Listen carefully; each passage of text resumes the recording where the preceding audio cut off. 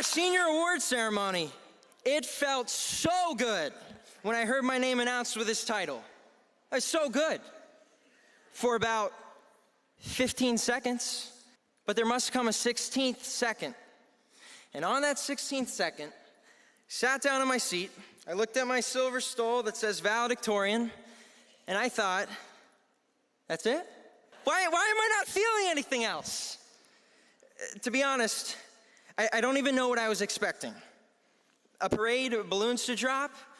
Or maybe I was hoping that all of my problems would fade away in comparison to this amazing achievement. But none of that happened, not even in my heart. I felt nothing. When I was researching universities as an upperclassman in high school, I saw a school use a statistic that stuck with me for some reason. If my recollection serves, it was Dartmouth, but any one of the Ivy League schools and comparable institutions probably have some similar figure. They said that their admissions staff reject 80% of valedictorians that apply.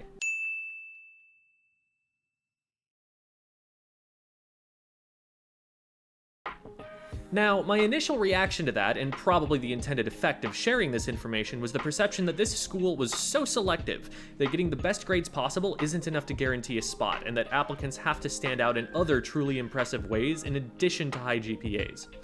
Full disclosure, I am not an admissions officer at an Ivy League university. Regarding their procedures and what will and won't get you accepted, what I'm about to say needs to be treated as speculation at best, but as a teacher, and more broadly as an adult, I've begun to wonder if we're misinterpreting the statistic. Maybe what we should take from this isn't more emphasis on the sheer difficulty of getting into an Ivy League school. Maybe valedictorians aren't the best applicants. When my college application season came around, I applied and auditioned to attend the Eastman School of Music in Rochester, New York. It's one of the most renowned music schools in the country, and several players from my high school had succeeded in being admitted in the past. My attempt was a mistake, which I found out during their admissions interview. I sat with 3 other prospective students and one admissions officer who would ask a question and then listen to all of us answer in turn. She asked us, when was it that you realized music was what you wanted to do with your life? At this point, I had no idea what I wanted to do with my life.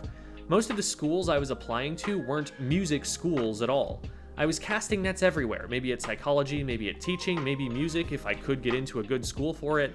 But the central assumption of this question was not maybe music, it was when. How early in your life did you decide it was definitely music?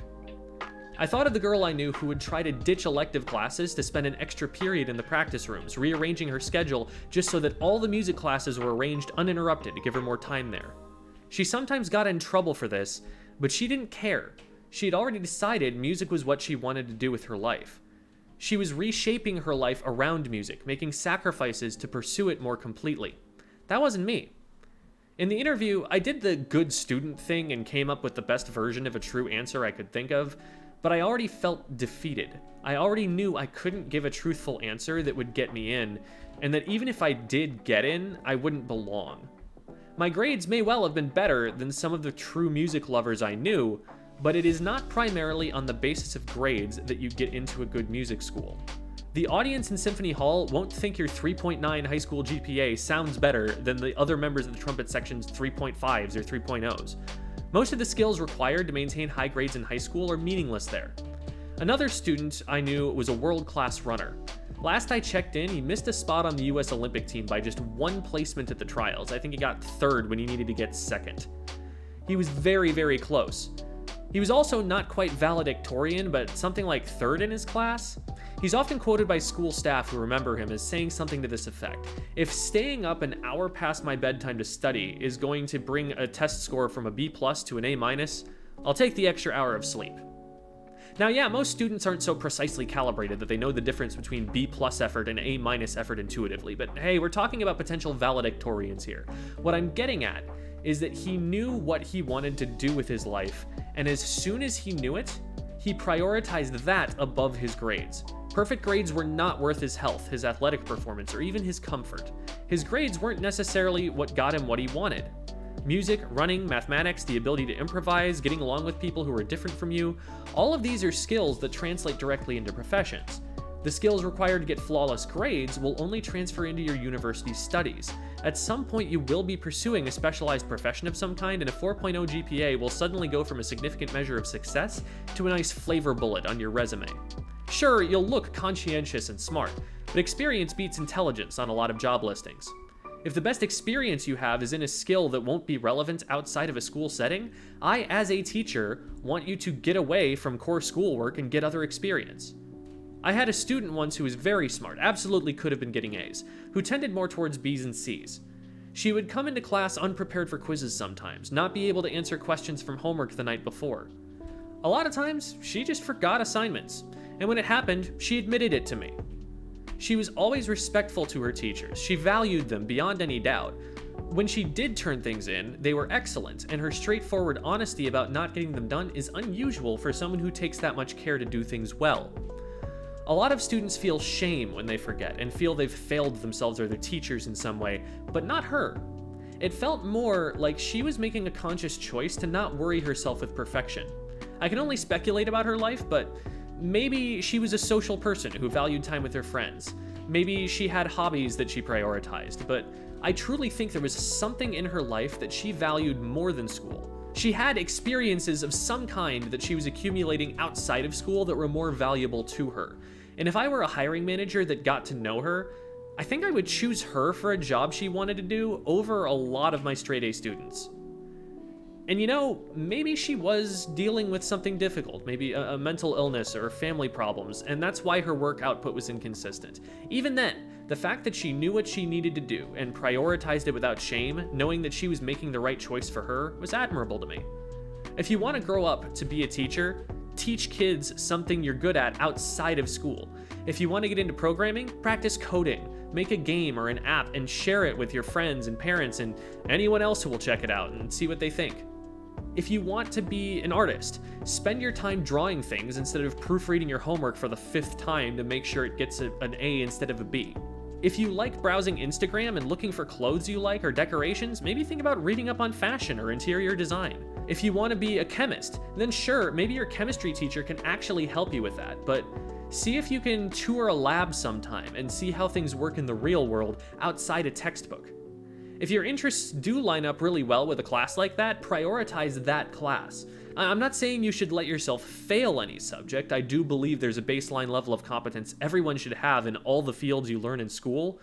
But if you devote too much time to every single subject, you risk becoming a jack of all trades and a master of none. Being mediocre at everything doesn't help you land a job in anything. Mastering something is what you're really looking to do to get ahead in the working world. A lot of people get discouraged about certain interests that get really competitive, like professional athletics, pursuing them half-heartedly because they're not sure they can cut it. This is self-defeating. Do you think LeBron made the pros by just playing basketball in gym class? Get on a team, find a good coach, start early, and give yourself the best shot you can. Even if you end up needing to fall back on a plan B, and please make sure you have a plan B with something like this, at least you set yourself up as well as you could. And now you can commit yourself 100% to your plan B without regrets or what ifs. And when you experience setbacks, let them fuel you instead of giving up to them. When Michael Jordan was relegated to junior varsity in high school, he worked to be so good they couldn't help but put him on the varsity team next year. He probably had a completely different mindset from everyone else on that JV team, but he didn't let that culture limit his goals.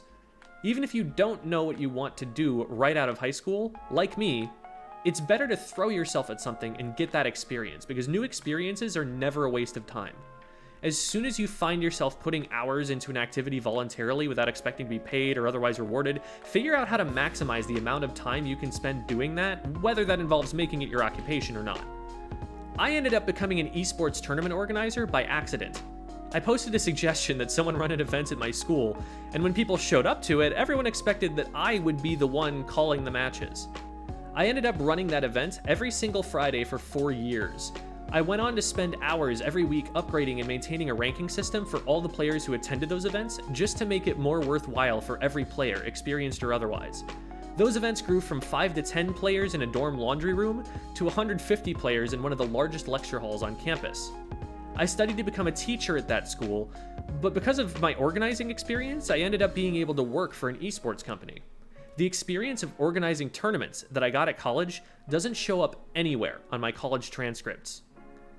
Sometimes working to improve your already good grades really can be a waste of time that applies to little else.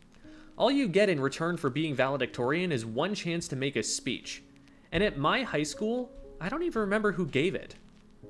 If you can get those grades and still feel like you've pursued your passions, more power to you. It's a nice feather in your cap, and it does say a lot about you. But it should be something that happened incidentally, not your top priority, not your plan for your future. I don't want you to be skilled at school.